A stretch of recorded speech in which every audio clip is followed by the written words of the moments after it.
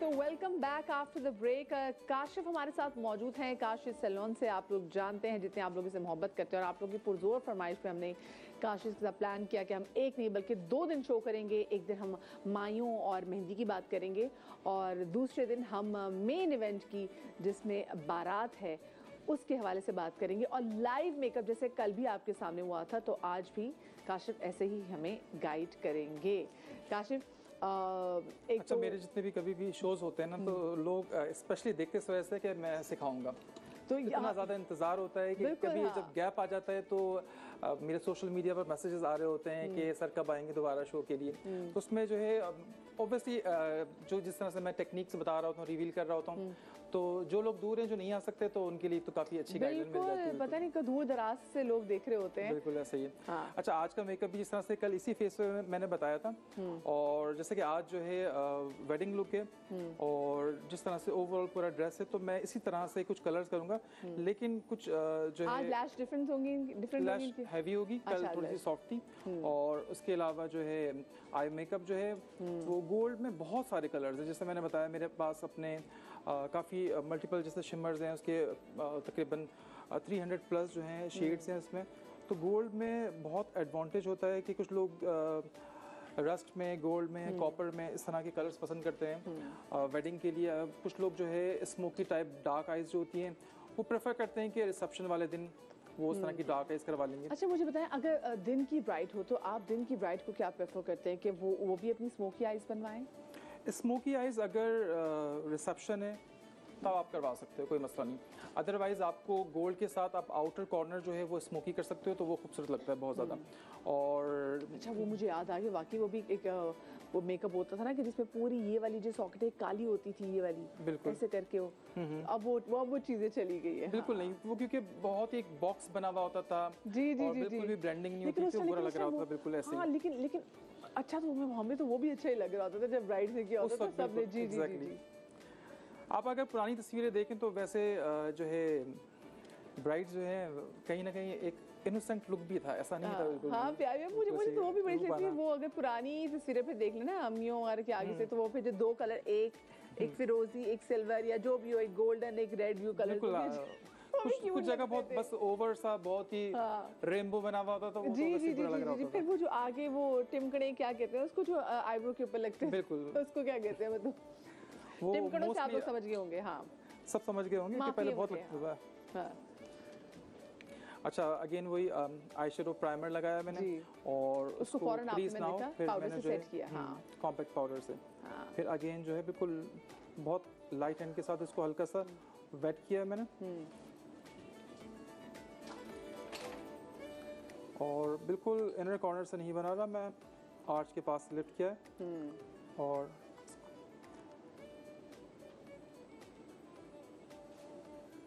इस जगह का हाईएस्ट पॉइंट का खास ख्याल रखें कि यहाँ पर जो है बहुत इंपॉर्टेंट होता है कि इसको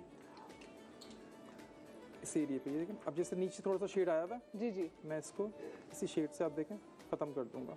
ओह ठीक है, फिर वो कवर हो जाता है, कोई मसला नहीं है। आप अगर शेड लगा रहे हो क्योंकि जिस तरह का शेड है आईब्रो मेकर तो बहुत ही जो है लाइट वेट है, शाज़ो नादिर ही होगा कि अगर कोई बाल छल हो तो आप लोगों को नजर आ जाए हाथ। और जेल लाइनर को थोड़ा सा अवॉइड करें, कुछ तो बहुत ही ज़्यादा शार्प आईब्रोज बना लेते हैं जिसकी वजह से आप देखें बहुत ही एक बहुत टर्निंग लुक आता है, बहुत ज़्यादा शार्प लुक आता है, बहुत ज़्यादा वो लगता है वो पूरा मेकअप हुआ था आईब्रोज को लेदर से रख के चला गया। और आजकल तो बिल्कुल आप देखें कि नेचुरल सा लुक चल रहा होता है और अक्सर आप ये देखें कि अब तो बिल्कुल जिस तरह से माइक्रो ब्लेडिंग वाला लुक होता है आईब्रोज का, वही अच्छा लग रहा होता है कि आपके बाल जो है लेदर से आ रही होती है। हाँ जी बिल्कुल बिल्कुल।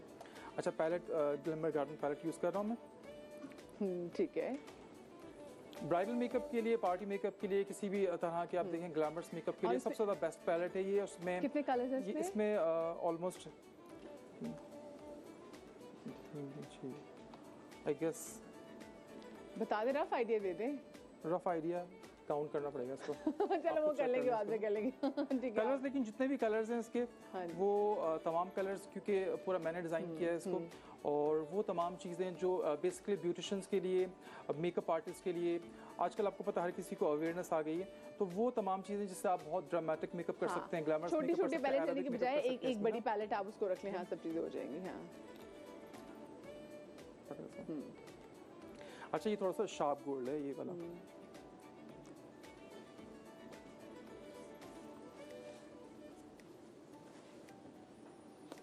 पिगमेंट आप देखें जिस तरह से कल मैं दिखा रहा था, आपने सिर्फ इसको जो है उंगली से, बिल्कुल। ठीक है। हल्का सा फिंगर को वेट करना है,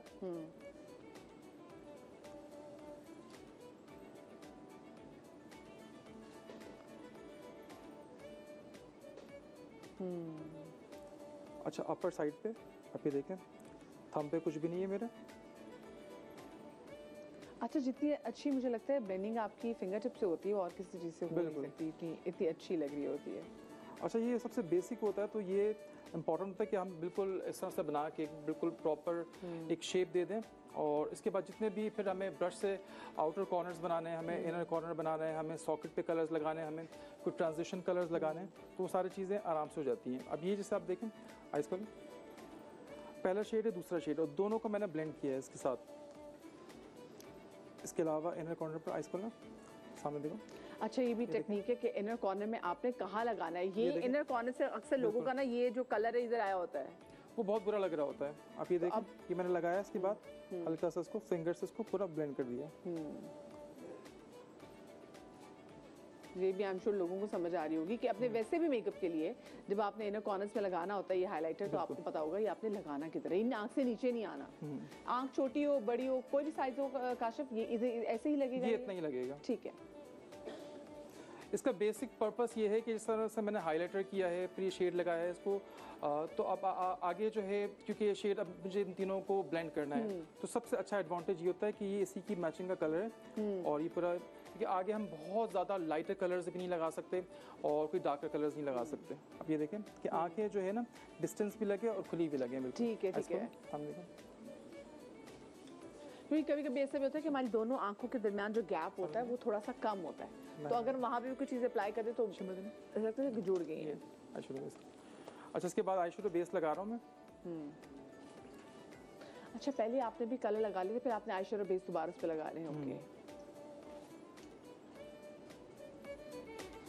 क्योंकि असल गेम तो अब शुरू होगी। बेस सेट कर लिए, अच्छा कितना ज़रूरी है, तभी तो इतनी डेप्थ आती है कि प्रॉपर डिटेलिंग में काम उस पर कर रहे हैं कि प्राइमर लगाया, फिर ये आईशैडो जो बेस है वो लेदर से लगेगी। अच्छा, क्योंकि ऑलरेडी ड्रेस काफ़ी हैवी और मेकअप जो है मैं थोड़ा सा सॉफ्ट सा ही कर रहा हूँ। अच्छा, आजकल लोग भी चाहते हैं कि थोड़ी सॉफ्ट लुक हो ताकि वो जो ब्राइड है वो डॉल लगे।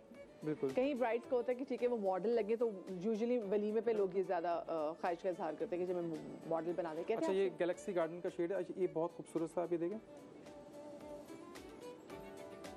इसमें आपको गोल्ड की टोन भी लग रही होगी, आपको इसमें पिंक की भी लग रही होगी।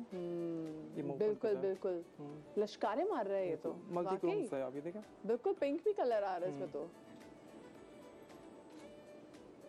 क्या कलर का नंबर है इसका, नाम है इसका काशिफ? इसका अरीना। अच्छा, अरीना, ओके। गैलेक्सी गार्डन का शेड है, और आप ये इसका पिगमेंट देखें बिल्कुल सॉफ्ट है ये। मैं स्क्रीन पे देख रही हूँ, अच्छा मजे की बात, सामने से मुझे गोल्डन लगा, मैं स्क्रीन पे देख रही हूँ तो इसका पिंक भी आ रहा है। चेंज हो रहा है इसका ना, बिल्कुल। इस तरह के काफ़ी सारे शेड्स हैं जो मल्टी क्रोम से कलर्स हैं। इसको सामने अच्छा, अच्छी बात है अभी तक कोई कलर नीचे नहीं गिरा, आंख के नीचे आप पिगमेंट बहुत कुछ भी नहीं देख रहे। हाँ, हाथ पे देखें हल्का सा,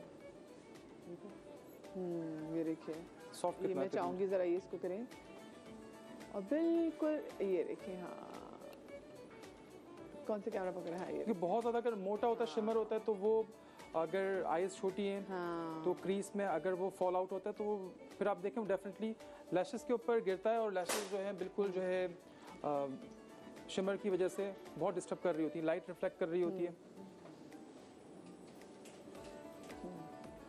अच्छा, इसके बाद जो है गाइडलाइन के लिए मैं एक सिंपल लाइन क्रिएट कर रहा हूँ right above the lash line.